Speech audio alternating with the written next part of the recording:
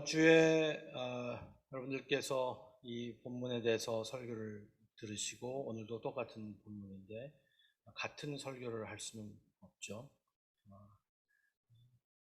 달리기의 모양을 이 모습을 보이는데 사도 바울이 여기서 달리는 상을 바라보면서 달리는 그 모습은 단거리의 달리기가 아니라 장거리의 달리기. 그렇기 때문에 빨리 뛰는 게 아니라 견디는 겁니다. 무엇을 이루는 것이 아니라 거기에 있는 것을 이야기하고 있습니다. 여기서 이 본문을 보면서 저희들이 세 가지만 좀 보고 빨리 좀 지나가려고 하는데요. 잡힌 바 된 것, 가지 말아야 할 길, 그리고 주 안에 서는 것입니다. 세 가지의 권면을 보여주고 사도 바울의 간증과 같은 말씀인 것 같아요. 잡힌 바 된 것을 저희들이 보면 제일 처음에 저희들이 11절 말씀을 보면 약간 좀 의아해하는 그러한 말씀일 수 있습니다. 17절 말씀이 이렇게 나오거든요. 형제들아 너희는 함께 나를 본받으라. 나를 본받으라. 이렇게 말할 수 있는 사람이 몇 명이나 있을까요? 나를 본받으라. 나처럼 되라. 제가 저희 그 EM에서 부모 세미나를 한 적이 한 번 있습니다. 부모 세미나를 하면서 제가 타이틀을 그렇게 했습니다. Parenting, Learning from Pastor Rowe, What Not to Do. 노목사에게 배우는 것. 노목사를 그대로 보면 반대로만 하면 아이들을 잘 가르치고 양육할 수 있을 것이다. 반대로만 하십시오.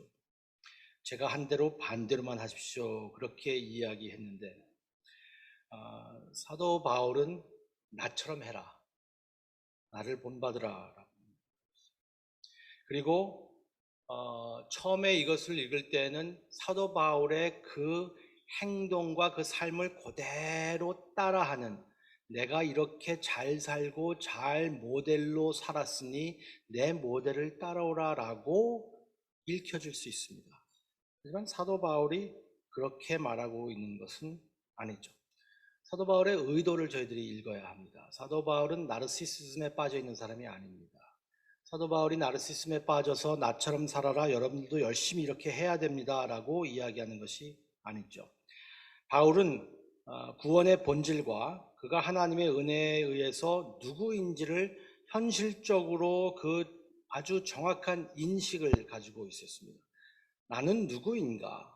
그리고 내가 어떻게 하나님의 은혜로 이렇게 서 있는가 하는 그 인식을 가지고 있기 때문에 사도 바울이 이야기하는 것을 저희들은 잘 들어야 합니다. 구원은 그리스도의 형상을 닮아가는 모습으로 가는 것입니다. 그건 피할 길이 없죠. 그리스도의 형상을 닮아가야 합니다. 저희들은 그리스도의 형상을 닮아가야 돼요. 그리스도처럼 돼야 돼요. 그게 구원이에요. 저희들이 예수 천당 그것만 말하는 게 잘못된 건 무엇이냐 하면 그냥 예수 믿고 마음대로 살고 그리고 구원받으면 된다? 아니에요. 저희들 분명히 그리스도의 모습을 형상을 따라야 가는 것이 중요합니다. 보편적으로 어떤 사람의 가르침을 이해하기 위해서는 그 사람이 어떤 사람인가 하는 것을 이해해야 하면 무척 도움이 됩니다. 그 사람의 티칭 컨텐츠와 더불어 그 사람의 캐릭터, 그리고 그 사람의 배경, 그리고 그 사람이 어떤 사람인가 하는 것을 이해한다면 사도 바울이 17절에 말씀하신 것이 나를 본받으라가 어떤 의미인지 저희들이 잘 이해할 수 있습니다. 사도 바울이 잡으려고 내가 달려가노라 그리고 나를 본받으라 하는 말은 사도 바울이 말씀하신 자기가 잡혀 있기 때문이다 라고 말하고 있습니다. 기독교는 우리가 무엇을 이루려고 하는 것이 아닙니다. 어떤 것에 잡히는 것이 기독교죠. 기독교는 내가 잡으려고 하는 것이 아니라 잡힌 바 되는 것이에요. 사도 바울이 12절에 본질적으로 말하고 있는 것이 있습니다. 12절에 이렇게 말하잖아요. 내가 이미 얻었다 함도 아니요 온전히 이루었다 함도 아니라 오직 내가 그리스도 예수께 잡힌 바 된 그것을 잡으려고 합니다. 사도 바울이 뛰는 이유는 잡힌 바 된 것을 잡으려고 합니다. 여기서 무척 중요한 사도 바울은 가르치는 것이 있습니다. 12절에 본질적으로 무엇을 말하고 있을까? 내가 잡힌 바 된 것을 잡으러 가노라. 이것이 그리스도의 삶의 핵심입니다. 기독교의 핵심은 그리스도께서 우리를 잡으셨기 때문에 우리가 그리스도를 잡을 수 있다라는 것이죠. 그리스도께서 우리를 붙잡고 있기 때문에 저희들이 겨우 주님을 붙잡고 있었어요. 주님께서 저희들을 잡아주지 아니하신다면 저희들은 주님을 잡을 수 없는 그러한 상태를 이야기합니다. 그리고 그리스도인이 된다는 것은 그냥 지식적으로 이해하는 것이고 그냥 팩트를 다 알고 예수님에 대해서 알고 예수님에 대해서 이런 것들을 아는 것으로 끝나는 것이 아니라, 그리고 그것을 적용한다고 해도 그것으로 끝나는 것이 아니라 모든 것이 새롭게 되는 거죠. 그리스도인은 모든 것이 새롭게 되는 것이죠. 그렇기 때문에 그리스도를 모르는 그 상태에 있었던 그러한 세계관으로, 똑같은 세계관으로 그리스도를 영접하고 그 세계관으로 그리스도를 따르는 삶이 있으면, 그러면 기독교는 무척 피곤한 인생이 되버립니다.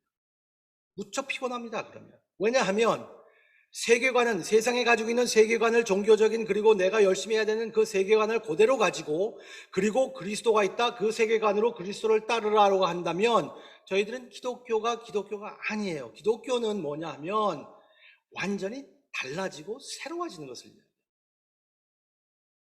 같은 세계관으로 다른 어떤 목표를 갖는 것이 아니라 완전히 다른 세계관으로 다른 삶을 사는 것을 이야기합니다. 사도 바울이 한 가지만 위해서 따른다고 했습니다. 사도 바울이 그동안 따르고 싶었던 것들이 많이 있었어요. 사도 바울은 3장에서 이야기하는 것처럼 자랑할 것도 무척 많은 사람이었고, 그리고 내놓을 것도 무척 많은 사람이었습니다. 그렇지만 사도 바울이 결론적으로 내가 따르는 것은 하나 있다,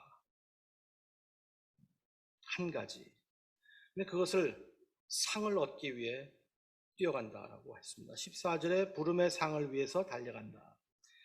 달려가는 목적은 상을 얻기 위해서. 그 상이 뭘까요? 그 상이 뭡니까? 그 상은 10절에 나와 있는 말씀입니다. 내가 그리스도의 부활의 권능과 그 고난의 참여함을 알고자 하여 그의 죽으심을 본받아. 사도 바울은 한 가지 목적을 가지고 있었어요. 아주 single-minded person이에요. single-minded. 아주 어떻게 보면 외골수라고도 할 수 있겠죠. 하나에 딱 꽂혔습니다. 꽂힌 게 뭐냐면 예수님을 아는 것.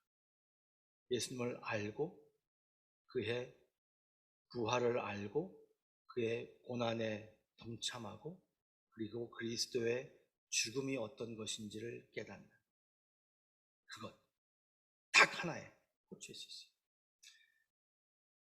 사도 바울이 얻고자 하는 그 상은 명예나 순종이나 헌신의 면류관이나 충성의 메달이나 잘 사는 것, 그거 아니었었습니다. 그럼 무척 힘든 생활을 해야 되겠죠. 근데 사도 바울이 달려가는 것은 그런 것보다 오히려 어떤 면에서는 더 힘들 수도 있는 것, 그건 뭐냐면 그리스도를 알기 위한 것. 그리스도를 알기 위한 것. 내가 가장 원하는 것이 하나 있는데 그리스도를 더 많이 알았으면 좋겠다. 그리스도를 더 깊이 알았으면 좋겠다. 사도 바울에게 그리스도가 어떤 존재인지 좀 저희들이 분위기를 저희들이 볼 수 있습니다. 사도 바울에게 그리스도는 어떤 분입니까? 사도 바울이 특별해서 그럴까? 아니면 그리스도가 특별하기 때문에 그럴까? 정말 그리스도를 알기 원한다. 실제로 예수님의 존재를 경험했다는 것을 어떻게 알 수 있습니까? 여러분들이 지적으로 아니면 기계적으로 단지 좋은 사람이 되는 것을 넘어서 그분을 알고 있다라는 것으로 옮겨졌다는 그 증거가 무엇일까요? 어떻게 아는지 아세요? 내가 주님을 정말 알고 있고 그분을 더 닮아가기 원하는 마음을 갖고 있고, 그리고 그분 안에 더 성장하고 그분을 달리고 있다, 우리가 잘 하고 있다라고 있는 것을 어떻게 알 수 있는지 아세요? 새벽기도 열심히 나오고 그리고 11조 헌금하고 금식하면 그것이 증거다라고 말하면 제가 그렇게 못하기 때문에 그건 할 수 없고요. 그리고 성경도 그것을 말하는 것은 아닙니다. 사도 바울은 그리스도를 향하여서 갈 수 있고 그분을 아는 것으로 옮겨졌다는 그것을 이해할 수 있는 것은 사도 바울이 고백하는 것처럼 나는 아직 달성하지 못했습니다라는 고백이 있는 사람이에요. 나는 아직 달성하지 못했습니다. 이것이 사도 바울이에요.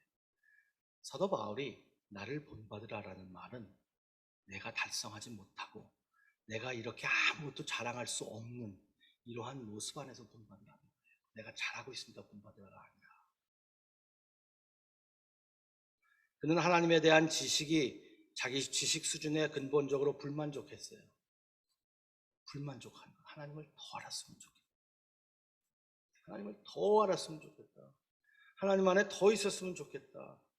내가 이것을 받지 못했다. 더 원한다. 더 원하는 마음, 더 원하는 마음, 더 원하는 마음이 있을 때에 그때 비로소 저희들은 하나님을 정말 그리스도를 아는 지식으로 옮겨져 가고 있구나. 사도 바울의 3장의 문맥을 보세요. 계속 대조하잖아요, 사도 바울. 계속 internally struggling 하고 있는 걸 볼 수 있습니다. 얼마나 자기 자신을 바라보면서 얼마나 이런 internal struggle이 있는지. 그분을 아는 것을 어떤 것보다 더 귀하게 여기는 것. 그것이 바로 그분을 알아가고 있다. 그분이 그렇게 중요하지 않다라고 생각하면 그분을 알아가고 있는 것은 아닙니다. 이제 이러한 배경으로 사도 바울이 빌립보 교인들에게 권면하고 있는 게 있는데요. 그 권면은 이제 가지 말아야 할 길로 생각하고 그리고 이제 저희들이 가야 할 그리고 잡아야 할 서야 할 이것이라고 설명을 드리고 싶습니다.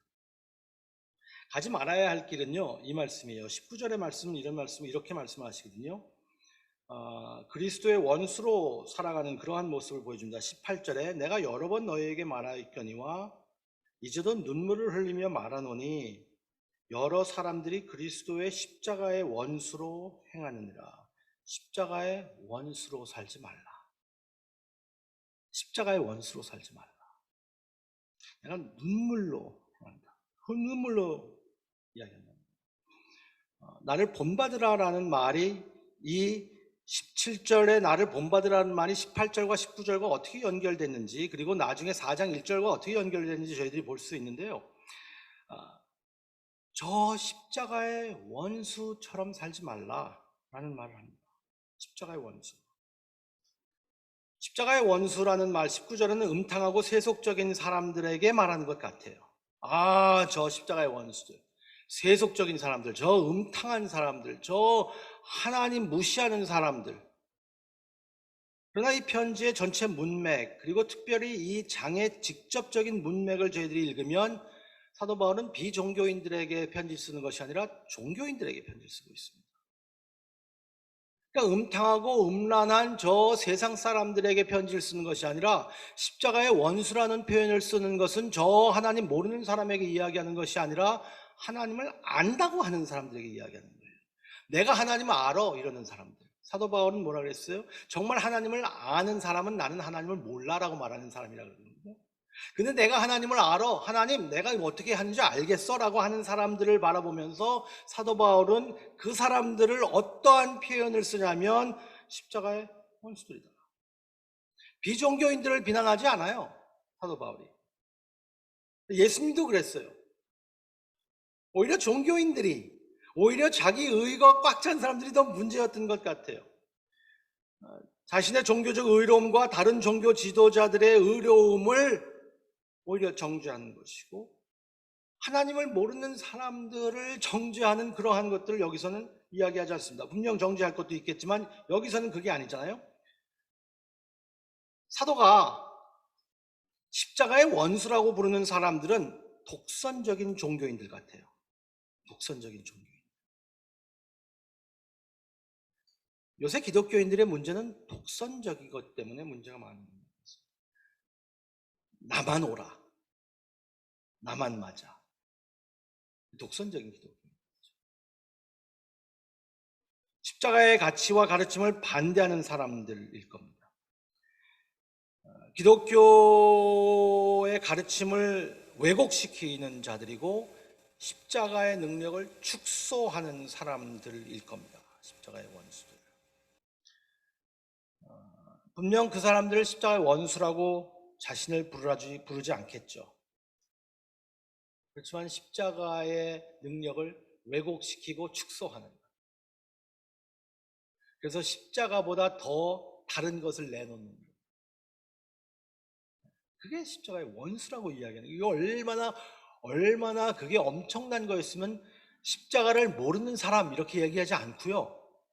십자가의 원수라고 이야기해요, 사도 바울이. 십자가에 대해서 이해 못하는 사람, 저 사람처럼 살지 마십시오. 그렇게 하지 않고 십자가의 원수, 십자가의 그 능력과 효력을 왜곡시키고 축소하는 것. 그럴 때 저희들이 십자가의 원수라고 사도 바울이 이야기하는 것이죠.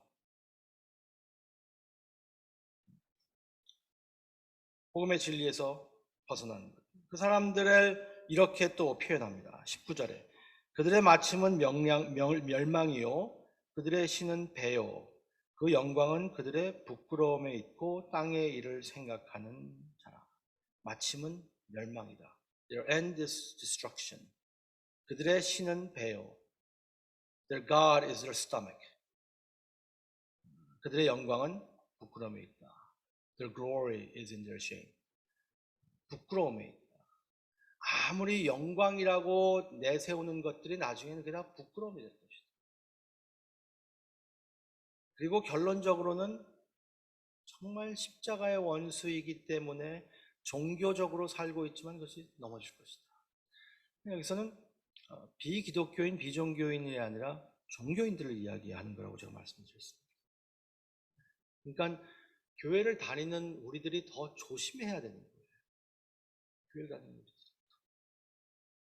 교회를 다니는 우리들이 훨씬 더 사도 바울이 무엇을 가지고 고민하는 것인가를 깊이 우리가 고민을 해야 되는 거죠. 요약하자면 그들의 마음이 땅의 일에 있다고 우리에게 말씀하는 겁니다.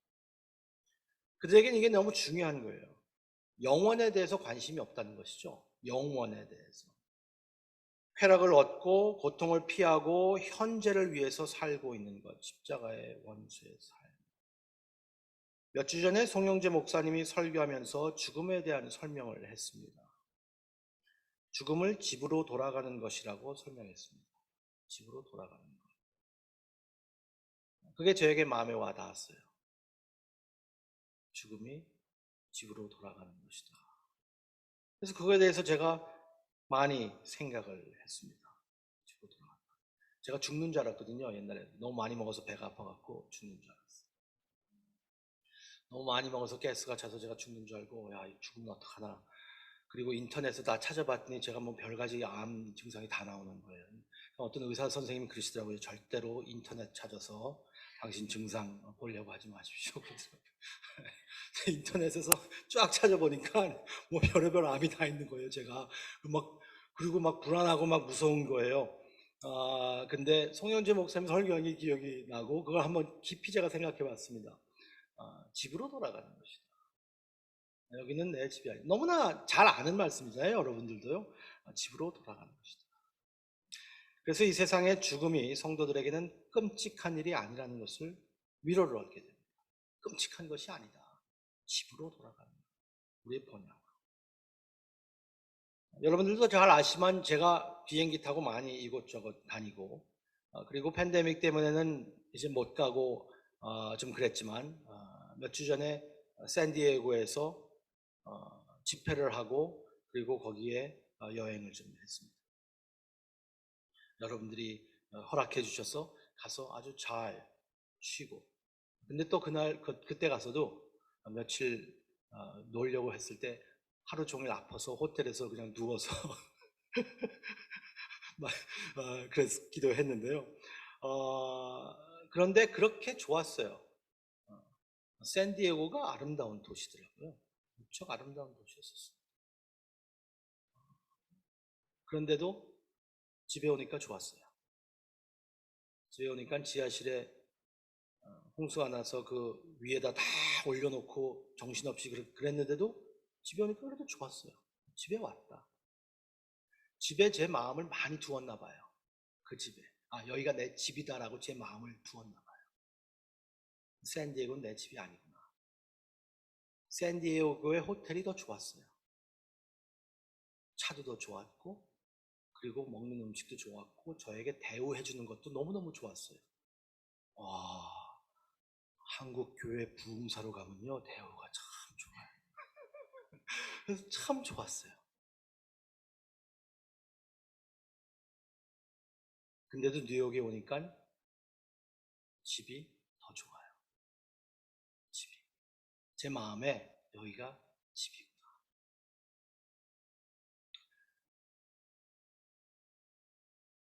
사도 바울이 여기서 말하는 것은 우리의 집을 향해서 가는 사람들, 그 집을 사모하는 사람들, 그 집을. 이 세상에서 열심히 사는 것을 이야기하는 것이 아니라 사도 바울은 종교인들을 지금 비판하고 있잖아요. 그 집을 사모하는 사람들이다. 십자가의 원수처럼 살지 말고요. 우리는 진짜 그 집을, 그것이 집이라고 생각하고 있는가? 그것이 집이고 그곳에서 주님을 더 알고 싶어하는 그 주님을 얼굴로 대할 것을 귀하게 여기고 있는가?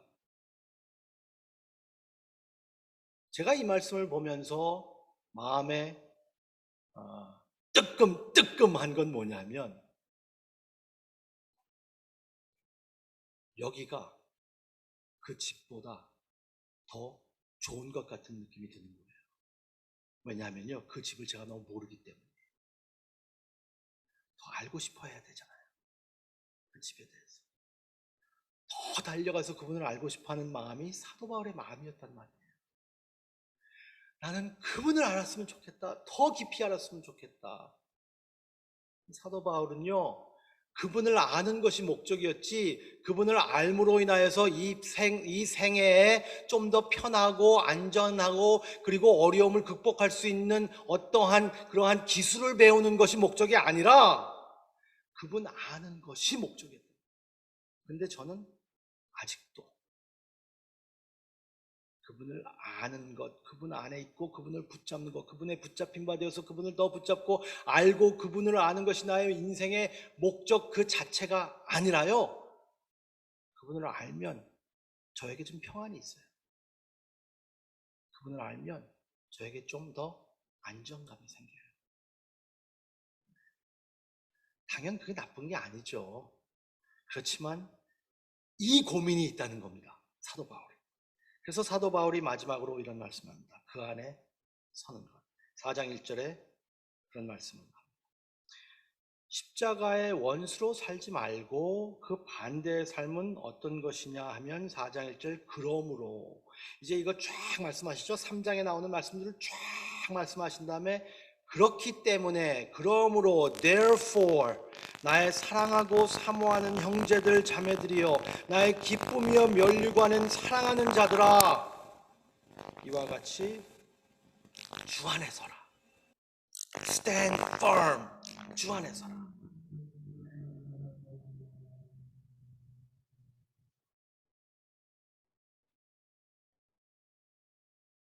사도 바울이 그러므로 십자가의 원수처럼 살지 말고 반대로 살아라 라고 한다면 십자가의 친구, 아니면 십자가의 가까이, 십자가를 붙잡는, 이렇게 이야기하면 더 어울릴 것 같은데, 사도 바울은 십자가의 원수를 누가 대주했어요?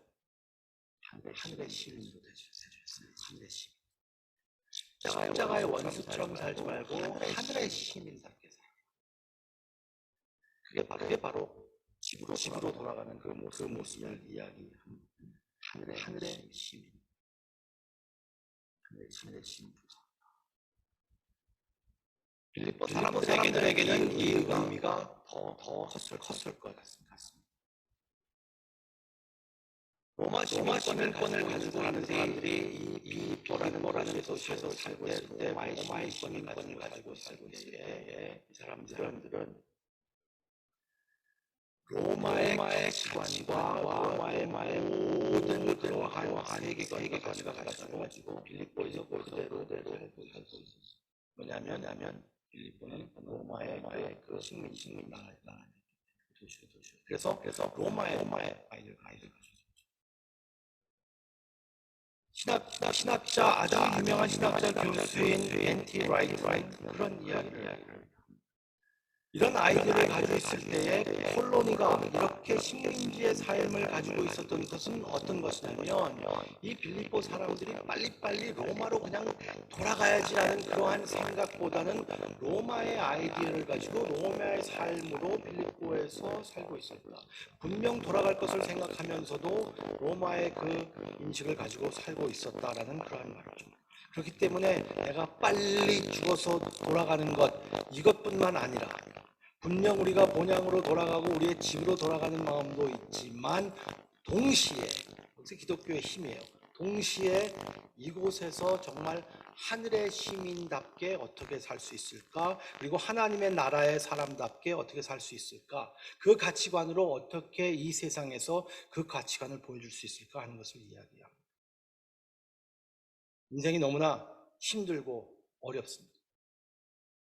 그랬는데도 사도 바울은 눈물을 머금고 내 사랑하는 자들아 열리고 정말 빌립보 교인들을 너무나 사랑하는 마음으로 이 목회자의 마음으로 그들에게 눈물을 머금고 이야기하는 것은 그 안에 서라. 이 말은요 저는 어떻게 들리냐면요 같이 견디자 이런 말 같아요. 같이 견디자. 힘들지만 같이 견디자. 같이 잘 가자. 같이 잘 견디자. 무엇을 이뤄내는 것이 아니라요. 그리고 여기서 사도 바울은 이런 말을 합니다.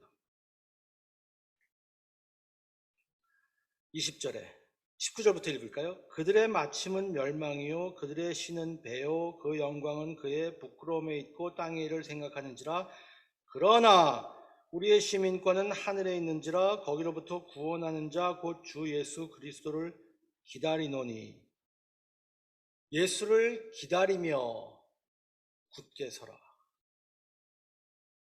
기다리며 굳게 서라.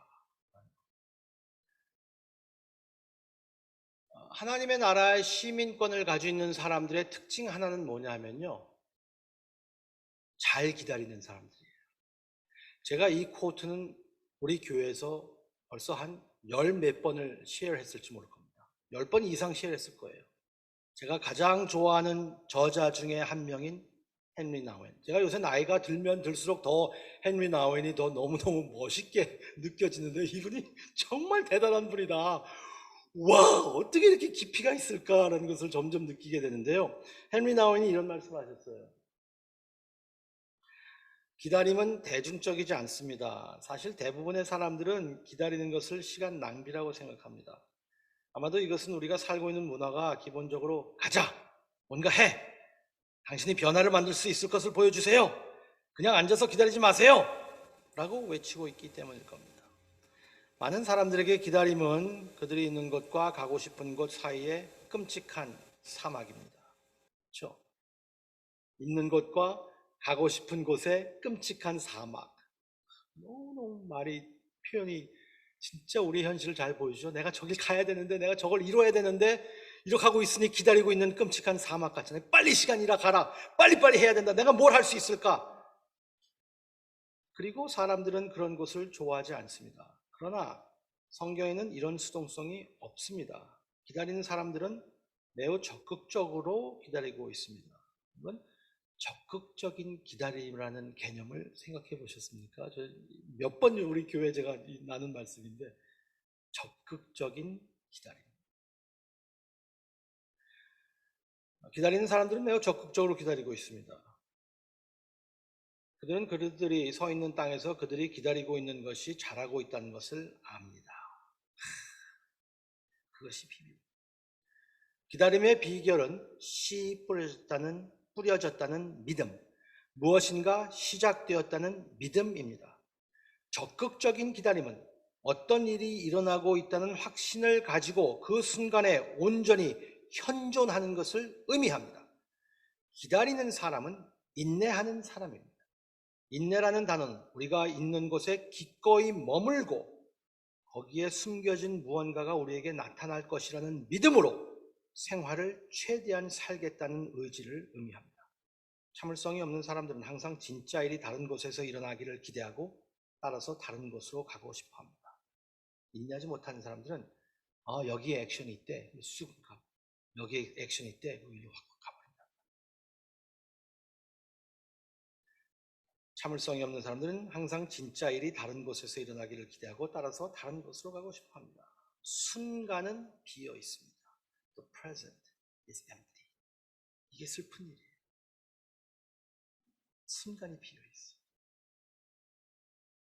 그러나 참을성 있는 사람들은 감히 그 자리에 머물러 있습니다. 참을성 있는 사람은 현재에 적극적으로 살고 거기에서 기다리는 것을 의미합니다. 여러분, 순간은 의미가 없는 것이 아닙니다. 이 순간이 비어 있는 것이 아닙니다. 이 순간이 뭐 이래, 이것만 지나가면 더 좋은 게 있을 거야, 이거 빨리 지나가라. 아니에요.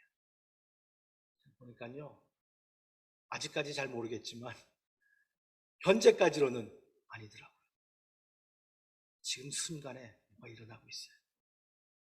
내 눈엔 보이지 않지만, 다른 사람들에게 알려지지도 않지만, 순간 그 일이 일어나기 위해서, 아니면 일어나지 않더라도 순간 그곳에 머물러서 그 안에 서 있고, 그리고 기다림을, 무엇을 바라는 것이 아니라 순간에 하나님이 역사하심을 기대하는 것이라면 그 기대에는 기다림이 의미가. 그래서 기다림은 그냥 기다림이 아니라 기대함입니다. 어떻게 하면 제일 잘 기다릴 수 있을까요? 그냥 잊어버리면 되지 않거든요. 적어도 어려운 일이 있을 때 이거 빨리 지나갔으면 좋겠다 하면 그냥 막 먹고 그냥 막 자버리면 좋을 것 같은 그런 생각이 들겠지만, 어떨 때 제일 잘 기다리는 건 줄 아세요? 기도예요, 기도. 하나님이 기가 막히게 저희들에게 신앙생활 할 수 있도록 이 툴을 주셨어요. 성경에서 툴이 너무나 좋은 것들이 있는데요. 그게 뭐냐면 기다림. 그리고 그 기다림이 의미가 있고 그 순간에 무엇이 일어나는 것을 저희들이 깨닫는 일은 기도입니다. 하나님께 내 마음 그대로, 내 모습 이대로, 벌거벗은 그대로 하나님께 나가는 거예요. 하나님, 이게 뭐예요? 하나님, 이렇게 돼가고 있어요. 어젯밤에도 제가 하나님과 좀 대담을 좀 했는데, 저희 아내가 저에게 기도했냐고 물어보길래, 뭐 이렇게 하는데, 뭐 오늘은 기도를 오래 하네, 뭐 이런 식으로 이렇게 했는데요. 제가 기도하는 척을 하고 있었는데, 그래서 제가 아니야, 기도하고 있지 않았어. 뭐 했냐 그래갖고 제가 그랬어요. 좀 대담 좀 하고 있었어. 하나님 뭐라 그러시더니요. 제가 들을 길이 있나요? 아, 제가 수모음교회 목사면 들었을 텐데 장로교회 목사라서 제가 듣지를 못해요. 어, 기다림의 가장 하나님께서 우리에게 정말 아름다운 그 순간의 의미가 있고 하나님이 역사하신다는 것을 깨닫게 하시는 그 길은 기도입니다. 기도를 통해서 천국을 보고, 기도를 통해서 천국을 맛보고, 기도를 통해서 하늘의 시민이 되는 것, 그리고 이 세상의 우주의 만물을 지으신 하나님이 나의 아버지라는 것, 그 기도를 통해서 이 땅에서 내가 견딜 수 있도록, 주 안에서 굳건히 설 수 있도록, 그리고 그냥 있어야지, 견뎌야지, 잔머리 굴리지 말아야지, 딴수 쓰지 말아야지, 그냥 굳게 서 있어야지. 그게 기도에서 나와요.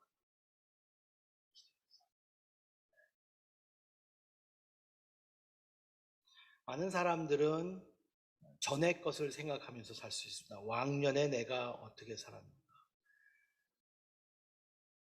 제가 젊은 목사님들이랑 축구할 때 이 얘기를 제일 많이 해요. 내가 35살 땐 말이야, 왕년의 영광을 가지고 많이 삽니다. 어떤 사람들은 왕년의 고통을 가지고 삽니다. 너무 고통이 컸어. 그때 너무 고통이 커서 지금 그 트라우마가 나를 어떻게 할 수 있어. 다 자연스러운 거예요. 전에 내가 이런 사람이었어. 그것을 생각하면서 아 그랬지라고 사는 것도 자연스러운 거고요. 전에 내가 이런 고통 때문에 내가 지금 너무 힘들어. 그것도 자연스러운 거예요. 인간이 자연스럽죠. 그렇게 삽니다. 그러나 그리스도인들에게 또 자연스러운 것이 있는데요. 그것은 미래에 살 수 있다는 것. 우리에게는 미래를 바라볼 수 있는 것이 있어요. 미래를 현재의 삶으로 형성하고 살 수 있습니다. 미래에 일어나는 것들을 당겨서 우리가 이미 그리스도와 함께 그 위에 앉아 있고 우리가 이미 그리스도와 영광 자리에 있고 이미 그리스도와 함께 있는 그 이미 일어난 것을 당겨서 지금 이 순간에 과거에 있는 것이 우리를 움직이고 있지만 동시에 미래의 것이 우리를 새롭게 만드는 것을 바라보면서 저희들이 그것을 당겨서 살 수 있는 사람들이 바로 기독교인이에요. 그래서 우리가 굳건히 설 수 있는 겁니다. 그래서 주 안에서 굳건히 서 미래에 갖게 될 것을 지금 여기에서 즐기고 있는 것. 미래에 맞아 그거지. 하나님께서 나에게 예비하신 그것이 있지. 그게 그걸 붙잡고 그것을 내 것으로 여기고 사는 것. 그게 기다림이에요. 기다림. 그래서 기다림과 기대는 같은 겁니다. 그리스도께서 그 일을 저에게 이루어 주셨잖아요. 사도 바울이 계속해서 4장을 통해서 그 말씀해 주십니다. 오늘 제가 좀 길게 한 것 같은데 우리 말씀을 생각하면서 한번 기도하는 시간을 가졌으면 좋겠는데요. 전의 것들을 생각하고 그것들이 우리들을 어떻게 폼했는가 또 저희들이 인정해야 하지만 미래에 일어날 일들을 저희들이 바라보면서 그것이 나의 것이라는 것을 깨닫고 그것이 우리를 어떻게 또 세워주고 그리고 견디게 하는가 하는 것들 저희들이 생각할 수 있습니다. 그래서 오늘도 기도함을 통하여서 우리의 기다림이 기대가 되는 그러한 시간이 됐으면 좋겠어요. 함께 조용히 묵상하시면서 기도하시겠습니다.